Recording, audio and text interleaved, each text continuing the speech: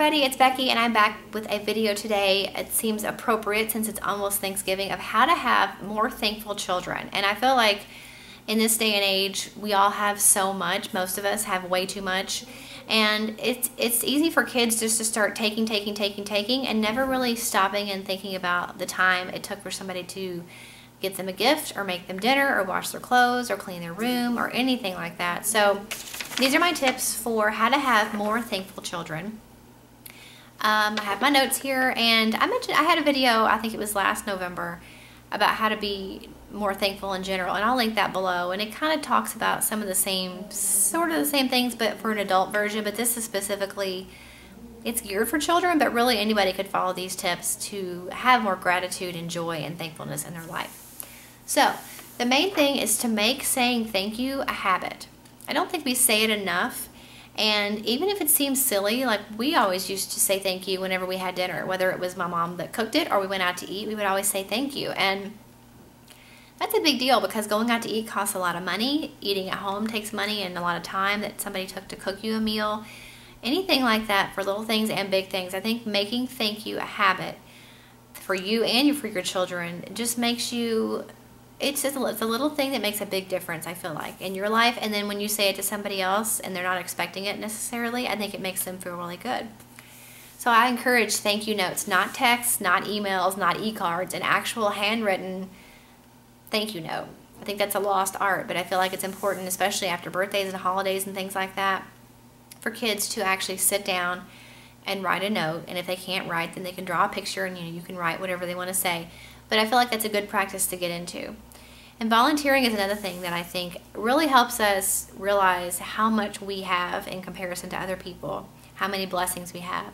And kids, no matter how young they are, can really pretty much volunteer anywhere. Obviously babies, but I mean toddlers and up. You can start them really young at church and soup kitchens, even animal shelters. There's all kinds of organizations that you can find where you can volunteer. And usually it doesn't have to be a big time investment, but it's a nice way to get your children into the servant's heart spirit and teach them young to help other people. And gratitude journals is a big deal. I mentioned that in my other video specifically. There's gratitude journals for adults and there's gratitude journals for kids. It doesn't have to be fancy. I mean, it can just be a plain notebook, or you can purchase gratitude journals that are dated and usually have like maybe sometimes a prompt sometimes of things to think about. It doesn't have to be the same thing every day. It doesn't have to be a big long page every day. It can even be one sentence, but I feel like it's a good practice to get into because it helps us to be more aware of all the things that happen to us in a day that really are truly blessings that we sometimes take for granted, like getting up in the morning, being able to go to school, having a car to drive, having a bus available to take, a home to live in, things like that. So, it's a good habit to get into, and it will set them up for the rest of their lives to be more aware of those blessings and to be more thankful of those things. I put some links below, though, for ones that you can purchase that I found on Amazon that look really cute. And then I also have a link below for, I think there's a link, let me see. Yeah, I have a link below to a blog of how to start your own your thankfulness journal or gratitude journal, and then also one that you can actually print the whole thing. So I've got links for those below. Another thing is to donate, and it's a nice way to show kids that, when you have a lot of stuff, other people don't have anything, and they can go through their things and pick out certain things if they want, or you can pick out certain things for them, clothes or toys or whatever. But it really does teach them that it's more blessed to give than to receive. And I think once you start getting them used to that as they're younger, as they grow up, that just kind of becomes the natural progression of things. When they no longer want something or need something, they don't just throw it away.